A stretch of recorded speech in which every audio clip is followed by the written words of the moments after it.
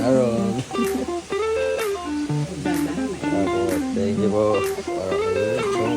What is up guys? Good day sa inyo lahat. So today is wala muna tayong deliver. Pero ipapakita ko yung clip nung naging deliver ni Courage nung nag-deliver ako last time sa Terminal 3. Bali hindi na kasi ako yung nakapag-deliver noon at katulad nga nung sinabi ko sa last video ko, ipina-deliver na lang natin si Courage. So tara, check natin.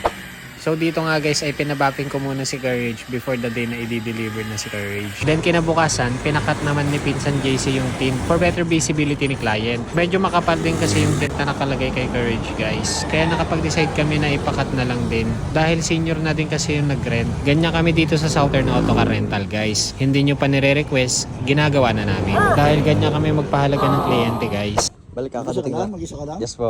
Grabe, Batangas pa rin yan. Opo, sa Batangas po. Nagkasabay-sabay din po kasi yung schedule. Ah, talaga? Talagang Opo. maganda yung ano nyo, kaya ganyan dinudunong kayo sir, no? Yes po. Maging good kayo, ano kayo. Yes po, kung saan po convenient mga client din po. Oo. Sir, bali dito po sa physical appearance po ni unit, meron po siyang parang dim fold po dito. Nagkaroon na po. Okay, di po. Visible naman po. Nasaan? Ito po. Kit. Okay, may isa, no? Yes po. Okay.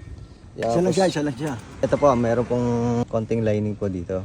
Okay, may konti lining. Apo, niya. yes po. Para Dalawa po. siya, no?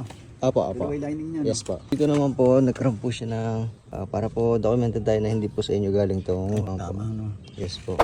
Sa damage naman po, 3.5 po tayo per panel. Paano bang panel siya nasabi? May alas ganito? Yes po, kumari bumper, ganun. Pero pag naman po yung scratches ay kaya po i-buffing, wala naman po kayong kailangan bayaran kasi kasama na po sa maintenance po namin yan. Karoon po tayo dito ng mancha. Oo nga, no? Kasi ano ba po- cost niya? Ang naging cost po nito ay yung sa mga dagta po. Pag po natuluan tapos hindi po agad siya na natin nalinis na punasan, nagiging mancha po siya na halo po sa kulay. Sir, kinatatakot ko rito yung scratch sa mga bata, yung ginagano ng mga bata. Yun ang nakakatakot doon. Explain ko naman mo regarding dito sa NCAP po. Kasi meron po tayong NCAP po ngayon na in-implement. Pag po nagkaroon tayo ng violation, penalty na under po ng NCAP, kayo po yung magiging liable po doon. Sharon. Dahan-dahan, mainit. Apo, thank you po. Para kayo, strong mind. Kaya magsasaramin ako. Nasa katak na ako. Sige po. Thank you po. Ito po kay Michael po.